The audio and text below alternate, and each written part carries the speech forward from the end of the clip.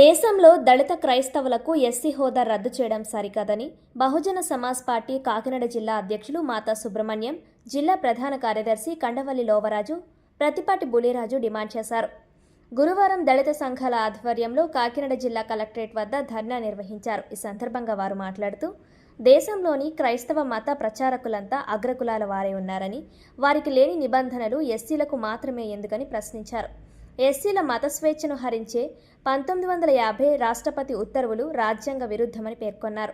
Supreme తీర్పు రాజ్యాంగంలోని article 14, 15, 25లకు పూర్తి విరుద్ధమని, క్రైస్తవంలోకి మారిన అగ్రకులాల వాళ్ళు ఈడబ్ల్యూఎస్ రిజర్వేషన్లు పొందుతున్నప్పుడు అదే పని చేసిన దళితులు ఎస్సీ రిజర్వేషన్లు ఎందుకు పొందకూడదో చెప్పాలని ప్రశ్నించారు. సుప్రీంకోర్టు తీర్పును పునః పరిశీలించాలని, లేని పక్షంలో ఉద్యమం చేపడతామని హెచ్చరించారు. ఈ కార్యక్రమంలో గుణపర్తి అపురూప్, జుత్తుక నాగేశ్వరరావు, సాధనాల రాజు, కాకినాడ జిల్లా united pastors fellowship Kakinada city regional chairman Joshua, Giri Joshua, Namadi Yesubabu తదితరులు పాల్గొన్నారు. మిత్రులందరికీ ఉద్యమ జై భీములు. నా పేరు మాతా సుబ్రహ్మణ్యం. నేను బహుజన్ సమాజ్ పార్టీ కాకినాడ జిల్లా అధ్యక్షులుగా కొనసాగుతూ ఉన్నాను. ఈరోజు బహుజన్ సమాజ్ పార్టీ రాష్ట్ర వ్యాప్తంగా అన్ని జిల్లా కలెక్టరేట్ల దగ్గర నిరసన తెలియజేసి కలెక్టర్ గారి ద్వారా చీఫ్ మినిస్టర్కి మెమరాండం పంపించడం జరుగుతుంది. దేనికనగా దళిత క్రైస్తవులకు బీసీసీ సర్టిఫికెట్ ఇవ్వాలని చెప్పి సుప్రీంకోర్టుకు తీర్పు ఇవ్వడం జరిగింది. ఎవరైతే దళిత క్రైస్తవులు ఉన్నారో వారికి మాత్రమే బీసీసీ ఇస్తుంది. మిగిలిన అన్ని కులాలు కూడా వాళ్ళ కులం వాళ్ళకే ఉంటుంది. ఒక్క దళిత క్రైస్తవులు మాత్రమే మతం మారినంత మాత్రాన కులం మారుతుంది, మిగిలిన ఏ కులాలకే లేదు. దాన్ని మేము రాజ్యాంగ విరుద్ధంగా భావిస్తూ ఉన్నాము. ఆ తీర్పును ఒకసారి పునఃపరిశీలించాలని కోరుకుంటూ ఉన్నాము.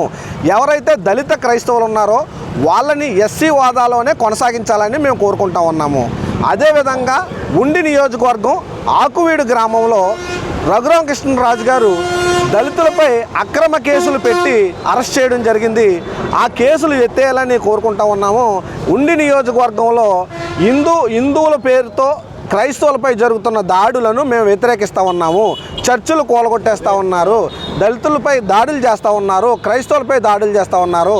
హిందువులకి క్రైస్తవులకి ఏ విధమైన మత విద్వేషాలు లేవు. నిజమైన హిందువులు క్రైస్తవులు అందరూ కలిసే ఉంటారు. ఎవరైతే రాజకీయ నాయకులు ఉన్నారో వాళ్ళ రాజకీయ స్వలాభం కోసం మాత్రమే హిందూ మతం పేరు చెప్పి మతాల మధ్య చిచ్చు పెట్టి ఇలా గొడవలు పెట్టి కేసులు కట్టేస్తూ ఉన్నారు. దానిని మేము వ్యతిరేకిస్తూ ఉన్నాము. ఉండి నియోజకవర్గంలో రఘురామకృష్ణరాజు గారు మతాల మధ్య చిచ్చు రేపే విధంగానే ఆయన నడుచుకుంటూ ఉన్నారు. దానిని మేము క్రైస్తవులను దళిత క్రైస్తవులకు ఎస్సీ హోదా రద్దు చేసేటటువంటి రాజ్యాంగ విరుద్ధమైనటువంటి కుట్ర ఈరోజు భారతదేశంలో జరుగుతూ ఉంది. దయచేసి చెప్తా ఉన్నా, రఘురామకృష్ణరాజు అనే గౌరవప్రదమైన పదవిలో ఉన్నటువంటి వ్యక్తి ఎవరైతే ఉన్నారో మొట్టమొదటిసారిగా రాజ్యాంగ అనుకూలంగా రాజ్యాంగం ద్వారా నువ్వు ప్రజాస్వామ్యంలో ప్రజల అభీష్టం మేరకు ఎన్నికైన వ్యక్తిగా అన్ని మతాలు అన్ని కులాల వ్యక్తుల ఓట్లు వేయించుకుని ఈరోజు నువ్వు ఒకే వర్గాన్ని టార్గెట్ చేసి మరి మీరు దళితులపై దాడులు మరి మతం ముసుగులో చేస్తూ ఉన్నారు. ఇది రాష్ట్ర ప్రజలందరూ కూడా గమనిస్తూ ఉన్నారు. దయచేసి నేను ఒక్కటే చెప్తున్నా రఘురామకృష్ణరాజు గారికి, ఆకివీడిలో మీరు రేపినటువంటి మత ఘర్షణలు ఏవైతే ఉన్నాయో, మీ పార్టీల మధ్య ఘర్షణలు ఏవైతే ఉన్నాయో, మీరు కేవలం జగన్మోహన్ రెడ్డి వెనకాల క్రైస్తవులు ఉన్నారనే అపోహతోనే జగన్మోహన్ రెడ్డిని ఏమీ చేయలేక మా దళితుల మీద చూపిస్తూ ఉన్నారు. మీకేమైనా కోపం ఉంటే, మీకేమైనా సత్తా ఉంటే, మీ ప్రభుత్వం వచ్చిన తర్వాత మీరేమైనా చెయ్యాలి అనుకుంటే మీరు జగన్మోహన్ రెడ్డి మీద చూపించుకోండి. ఖచ్చితంగా 2024 ఎన్నికలు ఏవైతే ఉన్నాయో ఎన్నికల్లో కేవలం మీకు ఓట్లేసింది హిందువులు మాత్రమే కాదు, ముస్లింలు మాత్రమే కాదు, ఈ రాష్ట్రంలో ఉన్నటువంటి అందరూ దళిత ఎస్సీ ప్రజలు కూడా క్రైస్తవులు కూడా మీకు ఓట్లు ఎత్తేనే మీరు అధికారంలోకి వచ్చారు. దయచేసి ఈ విషయాన్ని మీరు గుర్తుంచుకోవాలా. ఎన్నికలకు ముందు మీరు రాష్ట్రంలో వచ్చి అన్ని వర్గాల వారిని అన్ని చర్చిల్లోకి వెళ్ళి మీరు ఓట్లు అడగలేదా? అప్పుడు నాకు ఈ క్రైస్తవుల ఓట్లు వద్దని చెప్పే దమ్ము ధైర్యం నీకు లేదా? ఈరోజు మాట్లాడుతూ ఉన్నావు క్రైస్తవులు ఈ దేశం హిందువులదని. నువ్వు ఎలక్షన్కి ఓట్లు అడుక్కోడానికి వెళ్ళినప్పుడు నీకు గుర్తు లేదా? ఈ దేశంలో క్రైస్తవులు కూడా భాగమే, ఈ రాష్ట్రంలో క్రైస్తవులు కూడా భాగమే.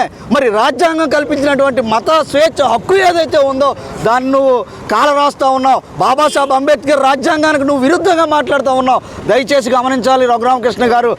గౌరవ ముఖ్యమంత్రి వర్యులు చంద్రబాబు నాయుడు గారు, అలాగే గౌరవ ఉప ముఖ్యమంత్రి వర్యులు పవన్ కళ్యాణ్ గారికి కూడా విన్నవించుకుంటున్నాను. అయ్యా, మీరు చాలా మంచి వ్యక్తులు, మిమ్మల్ని ఎవరో ఉత్తర భారతీయ జనతా పార్టీ ఏదైతే ఉందో దాని వెనకాల నుండి మీరు నడుస్తూ ఉన్నారు. ఎన్నికలకు ముందు ఏమన్నారో భారత రాజ్యాంగానికి అనుకూలంగా మీరు మాట్లాడుతానన్నారు. ఈరోజు సనాతన ధర్మం అని చెప్పేసి ఒకే మతాన్ని భుజాన వేసుకుని మరి ఈ రాష్ట్ర ప్రజల మధ్య మత విద్వేషాలు సృష్టిస్తూ ఉన్నారు.